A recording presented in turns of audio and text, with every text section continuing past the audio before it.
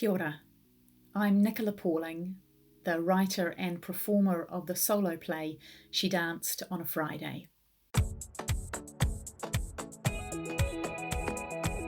This play centres on a very tragic and true event that happened here in New Zealand in 1992. It was the murder of British tourist Marjorie Hopgood. She was on her way to see my grandmother on the day that she died. My grandmother had organised her adoption from a young, unwed New Zealand mother to English parents who couldn't have their own children. And our relationship with Marjorie's adopted family was a very intimate and close one.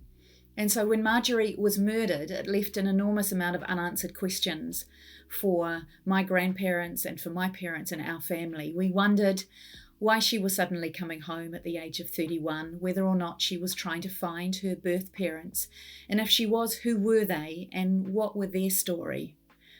And so that's what I set out to try and answer with those questions for my family.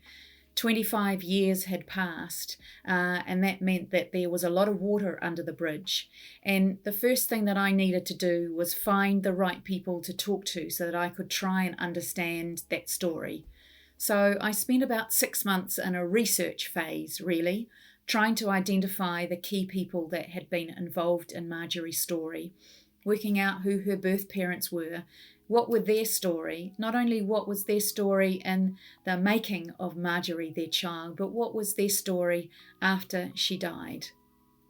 And once I had identified all of those answers, I started the next phase, which was the writing of this story. It became really clear to me that there were three key characters in this story. There was Marjorie herself, there was my grandmother who had instigated this adoption, and then there was Marjorie's birth mother, and that was a voice that really hadn't ever been heard before. When Marjorie died, there was an enormous amount of media attention on her death, but nothing about who her birth mother was. That voice wasn't there, and I was really keen to make that a really strong character because her story was very strong. So I had these three characters, and I had really clear linear stories for each of them, and we just worked through a process of weaving those three narratives together. And then next was the process of bringing that story to audiences. Now, I live and work in Wellington along with my co-directors, but we felt really strongly that this story was a Hamilton story and needed to be seen in Hamilton before it was seen anywhere else in the country. And so we premiered it in the Meteor Theatre in September of 2017, and we extended invitations to as many people as we could who had a connection to that tragic story. And it meant that when we did the performance, we had audience members that knew that story on an intimate level on some way. It felt very personal to them. And so it felt important to us not just to do the performance and then walk away, but to create a space for conversation. So at the end of every show, we opened up a very informal question and answer session.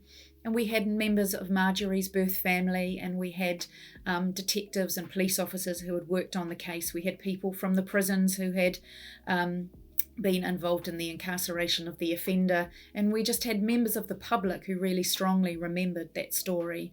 And it was an opportunity for all of us to come together and to talk. And it felt like it was bringing a lot of closure and a lot of healing to a very difficult episode in the history of Hamilton City. And then we took it out of Hamilton and we brought it to Wellington. And again, we recognised that the themes of the play were universal, but they were hard themes. We were looking at death and loss and grief and the strong bond between mother and daughter. And it felt important to us to, again, create a space where we weren't just providing the story and then walking away, but we were initiating conversation afterwards. And so when I finished the show, instead of just and going backstage and taking off all the gear and slipping out the back door, I exited the stage through the audience and out into the foyer, where I just waited for the audience to come out. and whoever wanted to speak to me could speak to me. And it took sometimes 20 minutes and sometimes an hour after the show to have really important conversations with people who wanted to know more, people who had more questions, people who wanted to share their story with me. And that felt almost like it was as important part of the actual performance itself, was to have that space so that when people left the theatre, they had not just witnessed something, but they had had an opportunity to process their reaction to it before leaving and going home.